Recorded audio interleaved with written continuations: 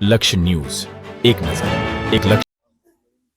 આજે પ્રાંત કચેરી ખાતે પ્રાંત અધિકારી અને મામલતદાર કચેરી ખાતે મામલતદારને ફરિયાદ કરવા માટે આજે અમે આવ્યા છીએ।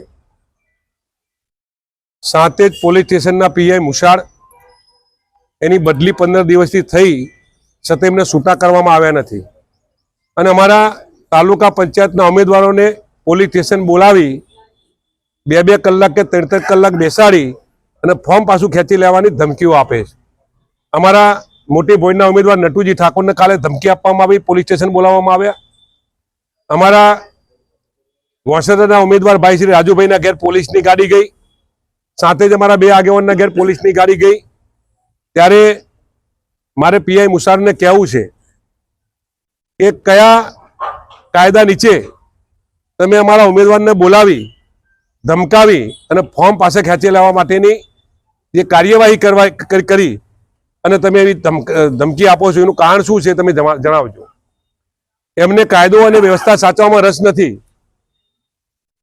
એમને ખાખરિયાની વચ્ચે ખાખરિયાની જે કિંમતી જમીનો આવેલી છે એ જમીનોના ક્યાંક કોઈના ભાગીદાર હોય અને ભાગીદારોના કારણે ભારતીય જનતા પાર્ટીના ઉમેદવારો નિરરીફ થાય અને કોંગ્રેસના ઉમેદવારોને ફોર્મ પાછું ખેંચવાની ધમકી આપે છે। ત્યારે અમે પ્રાંત કચેરીએ કાલ કલેક્ટર કચેરી પણ કલેક્ટરશ્રીને પણ ફરિયાદ કરી છે, મુખ્ય ચૂંટણી અધિકારીને પણ ફરિયાદ કરી છે। આજે અમે પણ ફરીવાર કલેક્ટરશ્રીને મળવા જવાના છીએ, મુખ્ય ચૂંટણી અધિકારીને અમારા જિલ્લા કોંગ્રેસ સમિતિના પ્રમુખો ફરિયાદ કરવાના છીએ। ત્યારે આજે મોટી સંખ્યામાં તમામ અમારા ઉમેદવારો પ્રચારનું કામ છોડી અને આજે અમે પ્રાંત અધિકારીને મળવા માટે આવ્યા છીએ।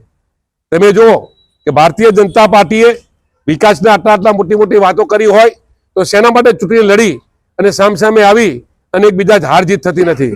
શેના માટે ધમકાવવામાં આવે છે? શેના માટે અમારા કાર્યકરોને ફોર્મ પાછું ખેંચી લેવાની ધમકીઓ આપવામાં આવે છે? જો તમે સાચો વિકાસ કર્યો હોય તો આવો આપણે બધા મેદાનમાં ચૂંટણી લડી લઈએ।